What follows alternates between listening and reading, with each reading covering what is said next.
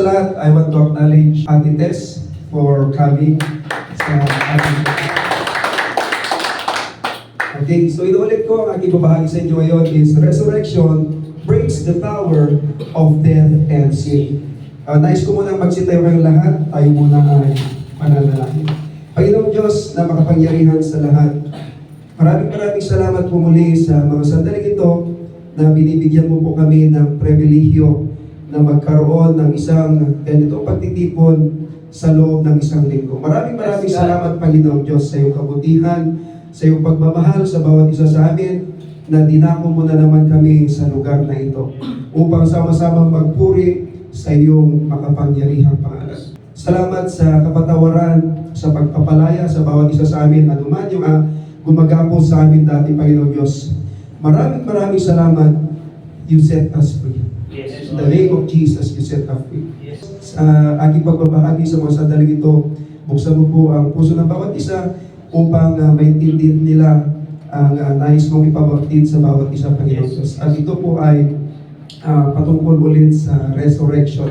Seal this place upang malaya po kami gawin ang nais mo, Panginoon Diyos. Ang iyong banal na gawain, Panginoon Diyos. Muli, salamat. Lahat ng mga ito, idinadalangin namin sa iyong bugtong na anak. In Jesus' name, we pray. Amen. Pwede tingnan mo muna yung katabi mo. Sabihin mo sa kanya, I'm glad you are here. I'm glad you are here. I'm glad you are here. I'm glad you are here. I'm glad you are here. I'm glad you're here. Amen. I'm glad you're here. Ang aking babahagi sa inyo ngayon is resurrection breaks the power of death and sin. And our main text can be found in Luke chapter 24 verses 1 to 12. Basahin ko po and sundan nyo na lang po sa ating screen. Sabi dito, madilim-dilim pa ng unang araw ng Sanlinggo, ang mga babae ay nagbalik sa libingan. Dala ang mga pabangong inihanda nila. Nang dumating sila doon, nakita nilang naigulong na ang batong nakatakip sa libingan. Ngunit, nang pumasok sila, wala roon ang bangkay ng Panginoong Hesus. Natigilan sila at nagtaka kung ano ang nangyari. Biglang lumitaw sa tabi nila ang dalawang lalaking nakakasilaw ang damit. Dahil sa matinding takot, sila'y nagpatira pa. Tinanong sila ng mga lalaki, bakit ninyo hinahanap ang buhay sa lugar ng mga patay? Wala siya rito, siya'y muling nabuhay. Alalahanin ninyo ang sinabi niya sa inyo noong nasa Galilea pa siya. Ang anak ng tao ay kailangang ipagkanulo sa mga makasalanan at ipako sa krus at sa ikatlong araw ay muling mabubuhay. Naalala nga ng mga babae ang mga sinabi ni Jesus noong una. Kaya umuwi sila at isinalaysay nila sa 11 at sa iba pa nilang kasamahan ang buong pangyayari. Ang mga babaeng ito sina Maria Magdalena, Juana at Maria na ina ni Santiago. Sila at ang iba pang mga babaeng kasama nila ang nagbalita sa mga apostol.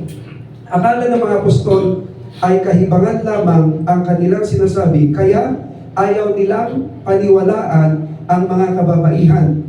Ngunit tumayo si Pedro at patakbong nagpunta sa libingan. Pumasok siya at pagtingin sa loob ay wala siyang nakita, kundi ang mga telang ipinambalot kay Jesus, kaya umuwi siyang nagtataka sa pangyayari. Praise God. Isa ito sa ating point, sa ating topic last Friday, about Jesus' resurrection, proofs, and hope. So parang continuation po ito mga kapatid, mahaba kasi masyado, kaya hinati ko po yung topic about resurrection. Ipinagdiriwang nating mga Kristiyano sa buong mundo ang muling pagkabuhay o resurrection ng ating Panginoon Jesucristo. Habang iniisip natin ang mahimalang pangyaring ito, naalala natin ang malalim na kahalagahan nito sa ating buhay at pananampalataya. Ang sarap kasing isipin na pagkatapos sa buhay na ito ay mayroon tayong buhay na walang hanggan. Amen. Amen? Sa katunayan, hinulaan ng Panginoong Hesus ang kanyang kamatayan at muling pagkabuhay Luke chapter 18 verses 31 to 34. Sabi dito, ibinukod ni Jesus ang 12 at sinabi sa kanila, pupunta tayo sa Jerusalem at dooy matutupad ang lahat ng isinulat ng mga propeta tungkol sa anak ng tao. Siya'y ibibigay sa kamay ng mga hentil, kukutsain, hahabakin at duduraan, siya'y hagupitin at papatayin, ngunit sa ikatlong araw ay muli siyang mabubuhay. Subalit, ang 12 ay walang naunawaan sa kanilang narinig. Hindi nila makuha ang kahulugan niyon at hindi rin nila naintindihan ang sinabi ni Jesus. Isinalaysay ng Ebanghelyo ni Lucas ang kamanghamanghang pangyayari ng muling pagkabuhay o resurrection at ang malalim na kahalagahan nito para sa buong sangkatauhan. Ang chapter na ito ay nagsisimula sa pagpunta ng mga babaeng tagasunod sa libingan ng Panginoon ng maaga sa umaga na nagbabalak na pahiran ng pabango ang katawan ng Panginoong Hesukristo. Gayunpaman, nagulat sila nang naigulong ang bato mula sa libingan at nawawala ang katawan ng Panginoon. Gaya na sinabi ko nung nakaraan, ano yung itsura ng libingan nila noon? Merong malaking butas, pwede kang pumasok sa loob at sinasarahan ito ng malaking bato. Tingnan natin ang news o balitang dala-dala ng mga tagasunod ni Kristo na mga babae doon sa 11 alagad. No, 11 na lang sila dito kasi patay na si Judas Iscariot sa mga panahon ito. So Luke chapter 24 verses 3 to 7, sabi dito, ngunit nang pumasok sila, wala roon ang bangkay ng Panginoong Hesus. Natigilan sila at nagtaka kung ano ang nangyari. Biglang lumitaw sa tabi nila ang 2 lalaking nakakasilaw ang damit. Dahil sa matinding takot, sila ay nagpatira pa. Tinanong sila ng mga lalaki, bakit ninyo hinahanap ang buhay sa lugar ng mga patay? Wala siya rito, siya'y muling nabuhay. Alalahanin niyo ang sinabi niya sa inyo noong nasa Galilea pa siya. Ang anak ng tao ay kailangang ipagkanulo sa mga makasalanan at ipako sa krus at sa ikatlong araw ay muling mabubuhay. Makikita natin dito na ang mga kababaihan na tagasunod ni Kristo ang mga unang witnesses sa pangyayari ng resurrection o muling pagkabuhay ng Panginoong Jesucristo. Ngayon, ipinamalita nila ang kanilang nasaksihan. Pero anong naging reaksyon ng mga 11 alagad? Luke chapter 24 verse 11. Akala ng mga apostol ay kahibangan lamang ang kanilang sinasabi, kaya ayaw nilang paniwalaan ang mga kababaihan.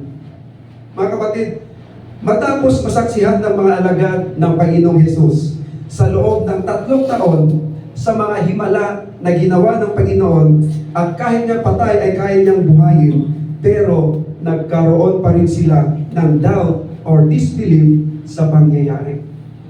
Maaaring para sa kanila ay bad news ito.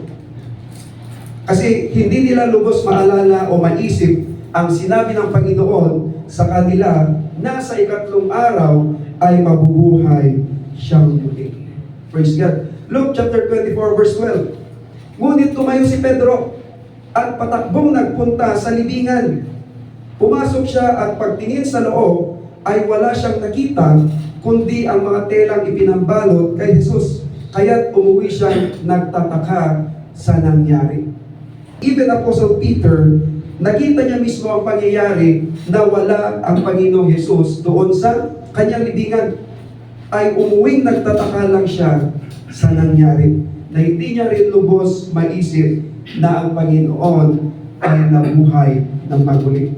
Alam niyo mga kapatid, ang pangyayari ito ay isang napakalaking good news. Why? Bakit, Kuya Jason? Nag-amen ka? Kasi po, yung Panginoon natin, from death to resurrection. Amen. Dahil ang Panginoong Jesus na ipinako at inilibing ay buhay. Amen. Amen? Ang muling pagkabuhay ng Panginoong Jesus ay ang pundasyon ng pananampalatayang Kristiyano. At ito ang dahilan kung bakit tayo may pag-asa. Amen. Amen? Gaya ng sabi ko nung nakaraan, kung walang resurrection o muling pagkabuhay ng Panginoong Hesus, ay para saan pa ang preaching o message ko? Kahit pa mag-preach ako ng pag-preach dito ng salvation, kung wala rin namang life after death, para saan pa ang pinagpapagalan natin? Para saan pa ang message natin? Kaya, nang narinig din natin na ang Panginoong Hesus ay wala sa kanyang libingan, ayon sa banal na kasulatan, ay sobrang great good news ito para sa atin. Dahil ang Panginoong Hesus ay nabubuhay magpakailanman. At ito ang patunay na mayroon talagang eternal life. Amen? At ganoon din naman ang lahat ng nakay Kristo ay magre-resurrect din at magkakaroon ng buhay na walang hanggan. Romans chapter 8 verse 11. But if the spirit of him that raised up Jesus from the dead dwell in you, he that raised up Christ from the dead shall also quicken your mortal bodies by his spirit that dwelleth in you. In 1 Corinthians chapter 15, Apostle Paul talks about the resurrection of the Lord Jesus. 1 Corinthians chapter 15 verses 3 to 7, it says, For what I received, I pass on to you as of first importance, that Christ died for our sins according to the Scriptures, that He was buried, that He was raised on the third day according to the Scriptures, and that He appeared to Cephas and then to the 12. After that, He appeared to more than 500 of the brothers and sisters at the same time, most of whom are still living, though some have fallen asleep. Then He appeared to James, then to all the apostles, and last of all, He appeared to me also. Sino yan? Si Apostle Paul, as to one abnormally born. Kaya ano ngayon ang mensahe ng muling pagkabuhay o ng resurrection? 1 Corinthians chapter 15 verses 12 to 20. But if it is preached that Christ has been raised from the dead, how can some of you say there is no resurrection of the dead? If there is no resurrection of the dead, then not even Christ has been raised. And if Christ has not been raised, our preaching is useless, and so is your faith. More than that, we are then found to be false witnesses about God. For we have testified about God that He raised Christ from the dead. But He did not raise Him if in fact the dead are not raised. For if the dead are not raised, then Christ has not been raised either. And if Christ has not been raised, your faith is futile. You are still in your sins. Then those also who have fallen asleep in Christ are lost. If only for this life we have hope in Christ, we are of all people most to be pitied. But Christ has indeed been raised from the dead, the first fruits of those who have fallen asleep. Dito si Apostol Pablo ay nagsasalita tungkol sa negatibo ng hindi pagkakaroon ng resurrection o muling pagkabuhay. Palagi niyang sinasabi sa atin, paano kung hindi nabuhay si Kristo mula sa mga patay? Idinidiin niya Pablo ang punto na ang lahat ng ating ginagawa ng mga Kristiyano ay magiging walang saysay kung si Kristo ay hindi bumangon mula sa mga patay. Amen. Gayon pa man, dahil si Kristo ay bumangon mula sa mga patay, lahat ng mga negatibong ito ay nagiging positibo para sa atin. Amen? Amen. Okay, so what is the message of resurrection? Ano ngayon ang mensahe ng muling pagkabuhay? Number 1, our sins are forgiven. 1 Corinthians chapter 15 verse 17. And if Christ has not been raised, your faith is futile, you are still in your sins. If Jesus has not been raised, then we are all in our sins. Number 2, death is conquered. 1 Corinthians chapter 15 verse 20, it says, But Christ has indeed been raised from the dead, the first fruits of those who have fallen asleep. If Jesus has not been raised, then death has not been conquered.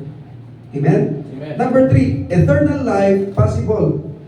1 Corinthians chapter 15, verses 52, 56, and 57. Dito sa verse 52, hindi ko nilagay na buo, pero kinuha ko lang yung pinaka-importante sa lahat.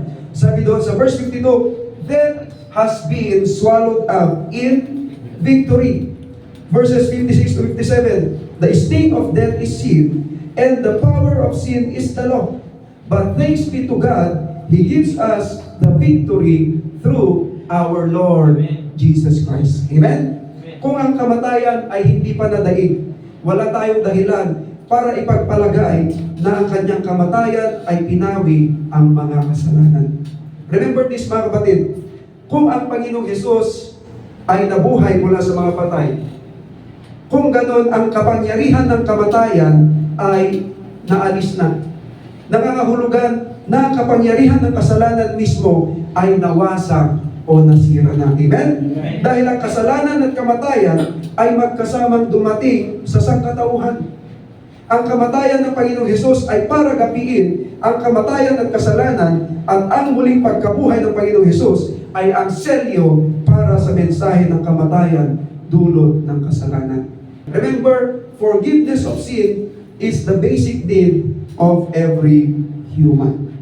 Ipinanganak tayo makasalanan, at ang kabayaran ng kasalanan ay kamatayan. Bababasa natin yan sa Romans chapter 6, verse 23. Maaari nating sabihin na kinuha ng Panginoong Hesus ang ating mga kasalanan sa krus sa pamamagitan ng kanyang kamatayan. Ngunit, hindi magiging ganap ang kapatawaran kung hindi nabuhay ang Panginoong Hesus mula sa mga patay. Amen? Amen. Ang tagumpay na napagtagumpayan ng Panginoong Hesus ay sa huli ay magiging katagumpayan laban sa lahat ng pwersa ng kadiliman.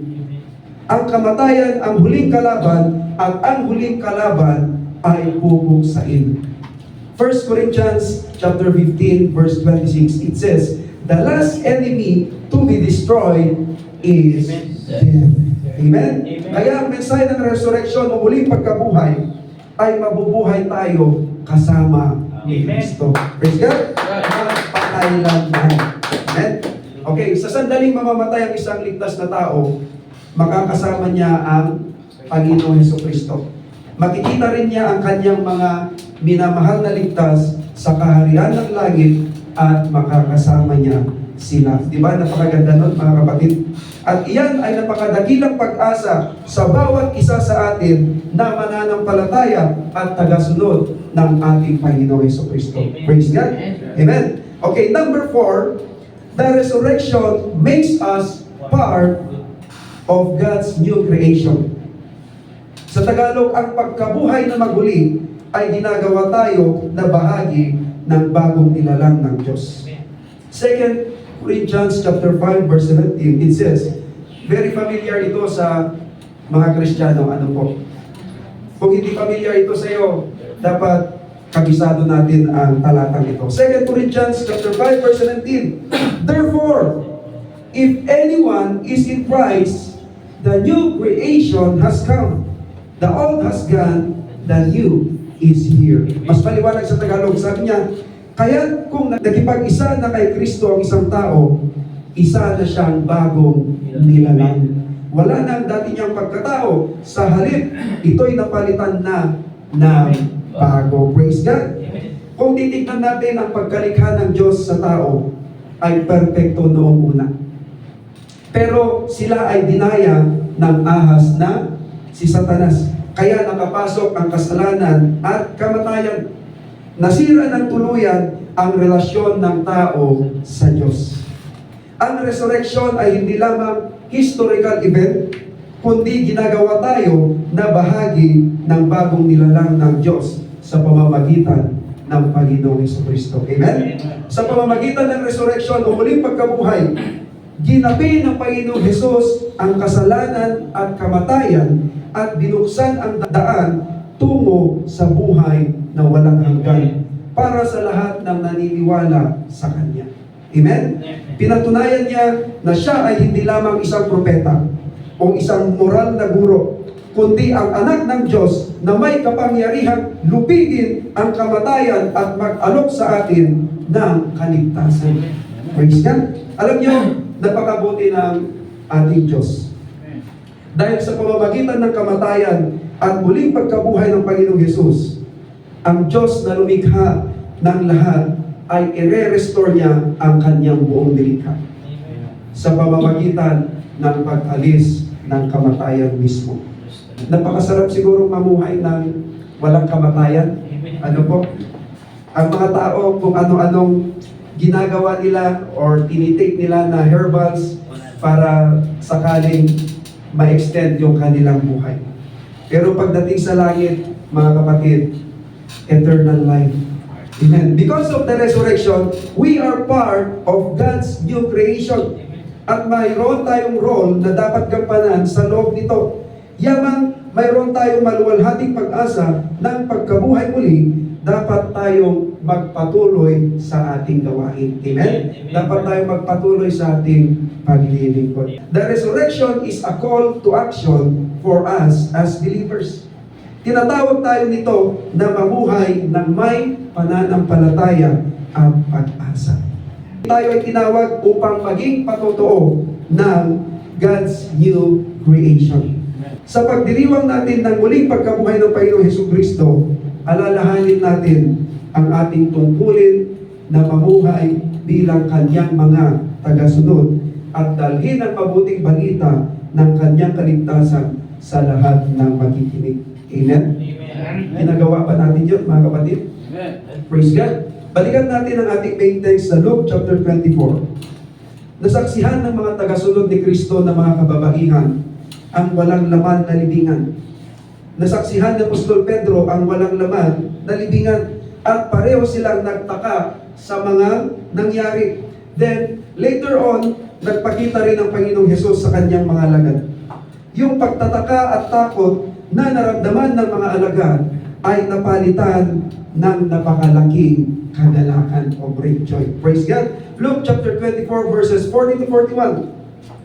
Habang sinasabi niya ito, ipinapakita niya sa kanila ang kanyang mga kamay at mga paa. Parang hindi pa rin sila makapaniwala sa laki ng galak at pagkamangha. Praise God. Napalitan yung kanilang takot ng great joy. Amen? Number 5, message of resurrection. Number 5, the resurrection makes us responsible believers. Ang pagkabuhay na maguli ay ginagawa tayong responsableng mananampalataya.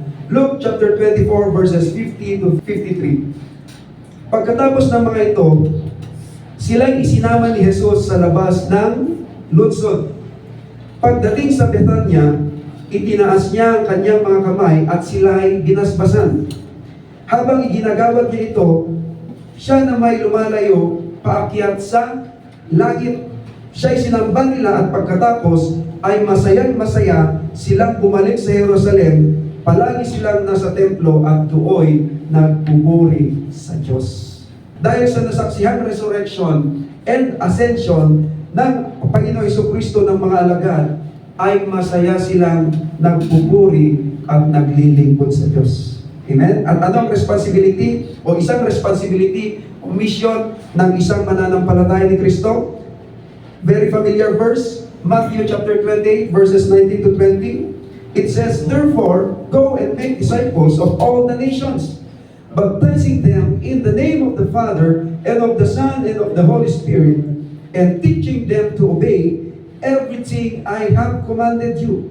And surely I am with you always to the very end of the age." Amen? At nais ng Panginoong Hesus na bawat mananampalataya ay maging part ng Great Commission na ito at walang accepted kung Kristiyano ka. Amen? Acts chapter 1 verse 8, it says, "But you will receive power when the Holy Spirit comes on you, and you will be my witnesses in Jerusalem, and in all Judea, and Samaria, and to the ends of the earth." Dahil tayo rin mga Kristiyano, ang gagamitin niya to reach out others. Amen? At pagkatapos niyang sabihin ito, sabi niya sa Acts chapter 1, verses 9 to 11, pagkasabi nito, si Jesus ay iniakyat sa langit habang ang mga alagad ay nakatingin sa kanya at natakpan siya ng ulap. sila'y nakatitig sa langit habang siya'y iniakyat sa langit. Walang ano-ano'y dalawang lalaking nakaputi ang lumitaw sa tabi nila. Sabi nila, kayong mga taga-Galilea, bakit nakatayo kayo rito at nakatingin sa langit? Itong si Jesus na umakyat sa langit ay magbabalik gaya ng nakita niyong pag-akyat niya. Amen?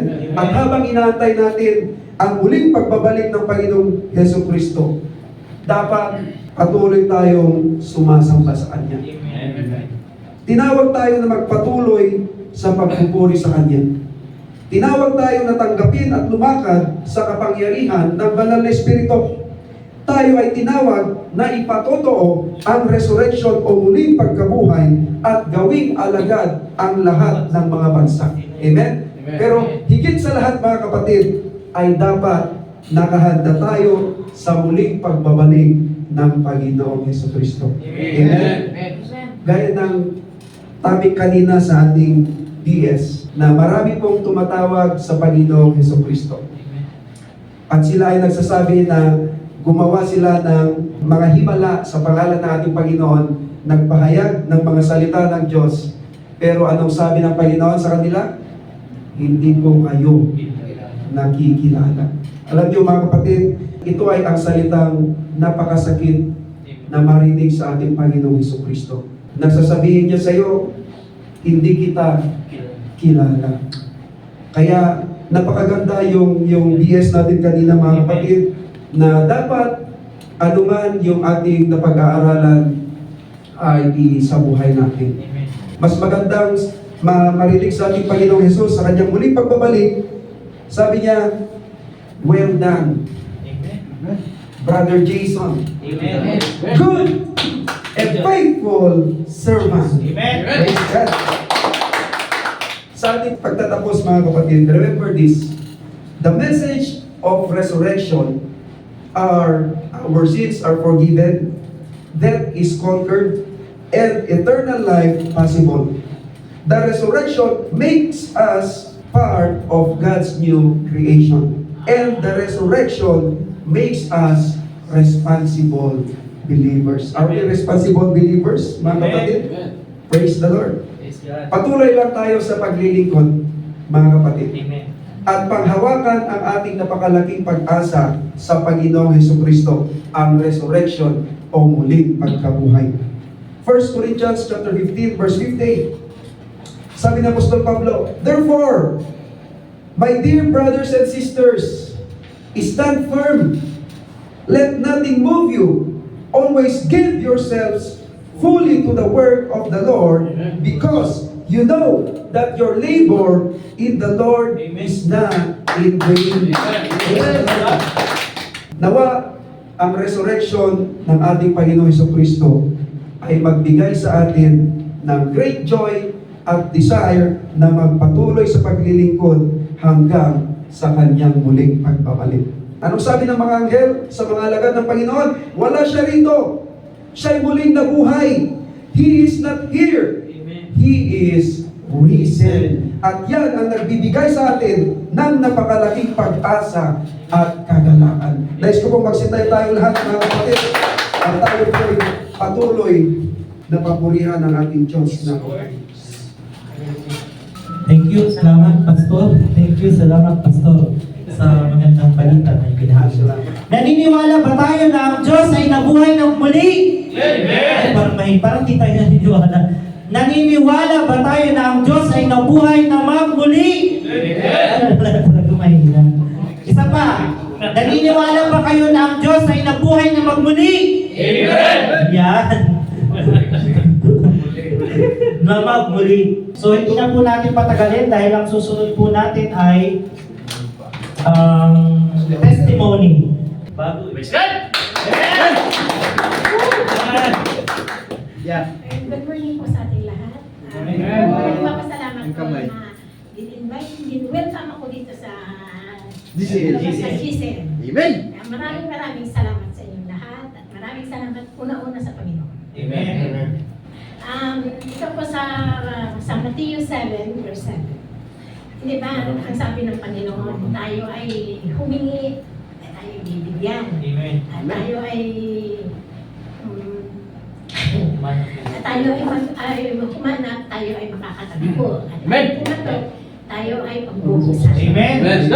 Yun po ang sinasabi ng Panginoon na kung tayo ay mapagbigay, tayo ay bibigyan niya tayo ng mas mahigit pa na ibabalik sa atin. Amen. At bibigyan niya tayo ng blessing na hindi natin akalain na darating sa buhay natin. Amen. Kaya tayo lang magtiwala sa Kanya at tayo ay magpatutuo sa Kanya. Amen. Hindi na tayo ay nagsisimba, nagdadasal tayo sa Kanya, hindi na salita lang, kundi galing sa puso natin. Amen. Yun ang gusto ng Panginoon. Amen. Na kahit hindi ka nag-ano na sa oras-oras, basta huwag mo na siya kalimutan. Kahit naglalakad ka, ako sa totoo lang, kung sa problema, grabe problema ko. Lalo na sa pinansyal. Pero wala na rin ako malalapitan pa ng iba, kundi ang Panginoon lang. Amen. Kaya araw-araw, galing ako sa salon, ninalakad ko yun, papunta sa bahay. Habang naglalakad ako, nagsasalita ako. Sabi ko, bahala sila kung sino makakita sa akin, sino makarinig sa akin. Basta ang hinihingi ko lang kay Lord, Lord, hindi ba, hindi ba ang sabi mo, humingi kayo, at kami ay bibigyan mo. Amen. Kaya ang lahat nito, Lord, pinapaubaya ko sa iyo, sinusurrender kong buhay ko sa iyo, lahat-lahat. Wala nang iba, kundi sa iyo lang. Amen. Kaya kahit na, kung ano man ang mga problema, mga pinansyal natin, hindi ako nag-aalala. Nandiyan siya. Nasusunod niya. Kahit pa paano, kung minsan hindi natin maiwasan, ang emosyon natin, sobra yung pag-iisip natin, pero magtiwala lang tayo sa Panginoon. Amen. Yun lang talaga ang mahalaga sa lahat. Kaya ako, ang pinakasalamat ko na dati ako ay isang Romang Katolik. Pero mula nung nasa born again na ako, ang laki ng pinagbago ng buhay ko. Kung isipin ko lang, minsan sabi ko, hindi ko maniwala sa buhay ko na ganito mangyari sa akin. Sa loob ng ilang taong ko na dito sa Saudi, grabe na, parang walang katapusan na problema. Pero sa ngayon, kahit paano, kahit ang problema, hindi talaga mawawala sa buhay natin. Nandyan yun. Pero ang importante lang talaga, magtiwala lang tayo sa Panginoon. Kaya yun lang ang maano sa inyo na kung saan man tayo, huwag natin kalimutan siya. Kahit naglalakad ka, tawagin mo siya. Yun lang. Kaya maraming salamat sa inyong lahat at maraming salamat sa GCN. Maraming salamat, Nanay Tess, sa pagtanggap sa aming imbitasyon ng Diyos na mag-testify dito sa harapan. Maraming salamat. Magandang umaga po. Amen.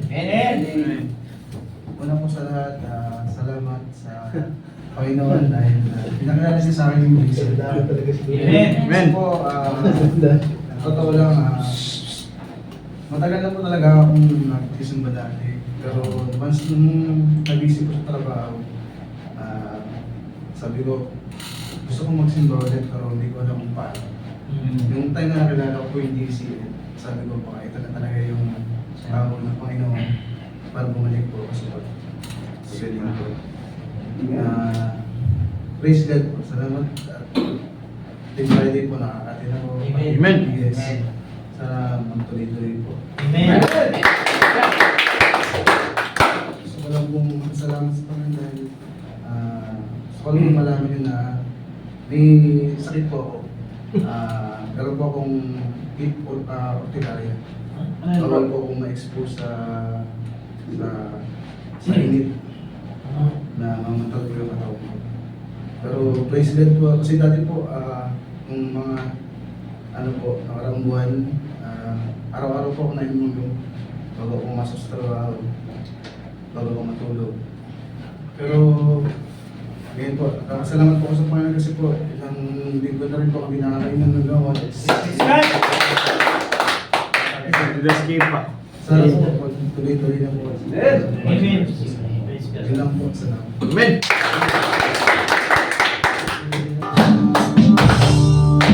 Salamat sa iyo.